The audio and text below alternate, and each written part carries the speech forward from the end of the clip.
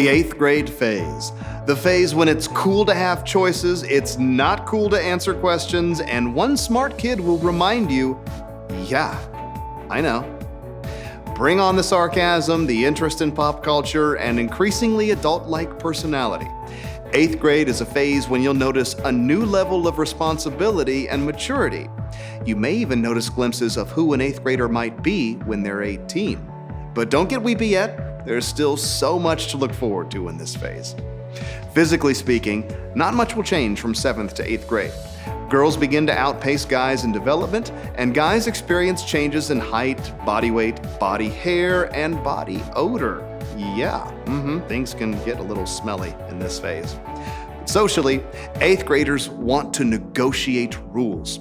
Parents and leaders, this isn't always a bad thing. Allow your 8th grader to share their opinion. After all, that's one of their favorite things to do in this phase. 8th graders also place significant emphasis on peer and non-parent opinions. It's incredibly important for parents to surround their kids with healthy friends and mentors.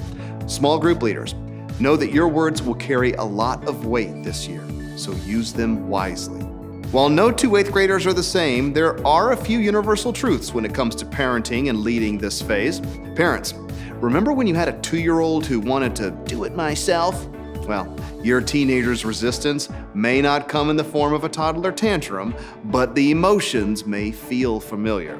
Parents and leaders, whenever possible, give options so they have some freedom to choose. Another notable fact about the 8th grade phase is their need to redefine the conversation. An 8th grader may answer your questions with one word, an eye roll, or an all too clear facial expression. But don't mistranslate the cues. 8th graders actually want to have adult conversations, so be available, even if sometimes it seems a little pointless.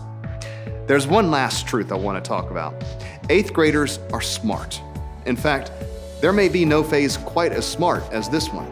Just ask them. Being so much smarter than everyone else can really become a burden. So sometimes their patience just runs out, and they simply cannot explain it to you one more time. On some occasions, have fun going toe-to-toe with an 8th grader and challenge them back. Just remember, the important thing is how they personalize what they believe in this phase. So encourage their personal discoveries. In the 8th grade phase, you all have a specific role. Your role is to affirm their personal journey. 8th graders are cool. No longer at the mercy of an uncontrollable emotional outburst. 8th graders are increasingly able to self-regulate their actions and emotions and activities. But this emerging sense of control creates a new kind of tension for a teenager to resolve. When you consistently affirm their journey through this sometimes turbulent season, you help them gain stability. It's important to keep in mind that an 8th grader thinks like an engineer. You help them learn when you connect the dots. Don't be afraid to give them all the hints and clues to the questions they're asking. 8th graders are constantly asking the same question. Who do I want to be? This may not be a question that any parent or leader can answer for a kid, but you drive them toward discovery and capture their heart when you provide stability. 8th graders may think they know everything, but they don't. They still need your support this year. They just may not show it. That's why it's not surprising that 8th graders are motivated by acceptance. You coach this motivation when you affirm their value. The more you encourage an 8th grader in their newfound confidence and maturity, the more they'll live up to your compliments. One exciting development in this phase is an 8th grader's ability to process information in a more complex manner. It's the perfect opportunity to plant seeds of spiritual growth in an 8th grader's heart. This year, you will provoke discovery, so your child will own their own faith and value a faith community. In this phase, 8th graders want to discover how faith applies to them right now. Connect biblical truth to their everyday world by purchasing a youth Bible so they have access to articles and devotionals that can inspire them. And connect faith to everyday experiences by incorporating faith into routine interactions. Say things like, God will never stop loving you, or the way you live shows others who Jesus is. You can also allow them to ask questions.